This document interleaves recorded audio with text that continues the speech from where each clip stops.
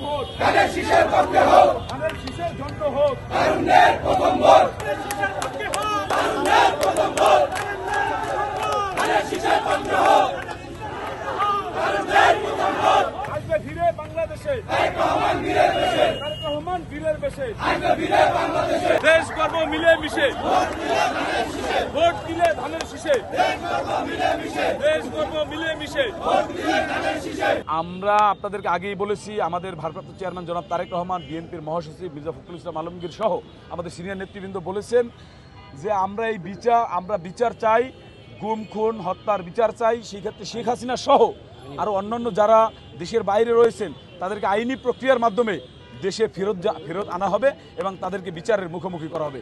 অন্তর্বর্তীকালীন সরকার চেষ্টা করছে, তারা যদি না পারে নির্বাচিত সরকার এই প্রচেষ্টা অব্যাহত রেখে তাদেরকে অবশ্যই আইনি প্রক্রিয়ার মাধ্যমে বাংলাদেশে ফিরিয়ে আনবে। ফ্যাসিস্ট হাসিনা আপনারা জানেন যে তার তকমাই হচ্ছে সে বাংলাদেশ বিরোধী। বাংলাদেশ বিরোধী যে কোনো কর্মকাণ্ড, গণতান্ত্রিক অগ্রযাত্রাকে ব্যাহত করার জন্য খুনি ফ্যাসিস্ট হাসিনা সকল ষড়যন্ত্রই করবে, অতীতেও করছে, বর্তমানেও করছে, ভবিষ্যতেও করার চেষ্টা করবে। কিন্তু বাংলাদেশের মানুষ তাদেরকে প্রত্যাখ্যান করেছে, তারা বাংলাদেশ ছেড়ে পালিয়ে যেতে বাধ্য হয়েছে। এখন তাদের আর সেই শক্তিও নেই। বাংলাদেশের মানুষ তাদেরকে প্রত্যাখ্যান করেছে। তারা আসলে এই ধরনের সরকার বিরোধী, বিশেষ করে নির্বাচন বিরোধী আন্দোলন এটা করার মতো শক্তি তাদের নাই। তারা দেখবেন যে চোরাগোপ্তা মিছিল করে, 5 জন 7 জন মাস্ক পরে মিছিল করে, বোরখা পরে মিছিল করে, মানে নিজেদেরকে লুকিয়ে মিছিল করার মাধ্যমে আসলে একটা নির্বাচনী অগ্রযাত্রাকে বাধাগ্রস্ত করা যায় না। যদি তারা বাধাগ্রস্ত করতে চায় তা বাংলাদেশের জনগণকে সাথে নিয়ে আইন শৃঙ্খলা রক্ষাকারী বাহিনী তাদেরকে প্রতিহত করবে। জাতীয়তাবাদী দল, জাতীয়তাবাদী ছাত্র দল জনগণের সাথে থাকবে।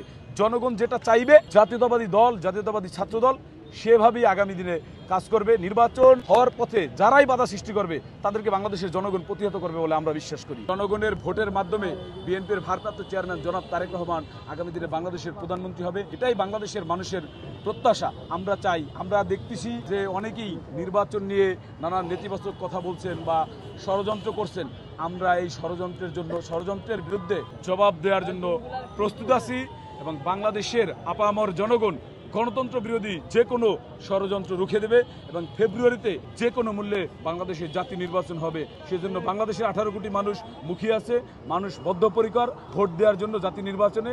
এবং আমরা বিশ্বাস করি মানুষের ভোটে বিএনপির ভারপ্রাপ্ত চেয়ারম্যান এবং বাংলাদেশ জাতীয়তাবাদী দল এই নির্বাচনে বিজয়ী হবে, ধানের শীষ প্রতীক বিজয়ী হবে এবং অচিরেই বিএনপির ভারপ্রাপ্ত চেয়ারম্যান জনাব তারেক রহমান আমাদের মাঝে ফিরে আসবেন। তারেক রহমান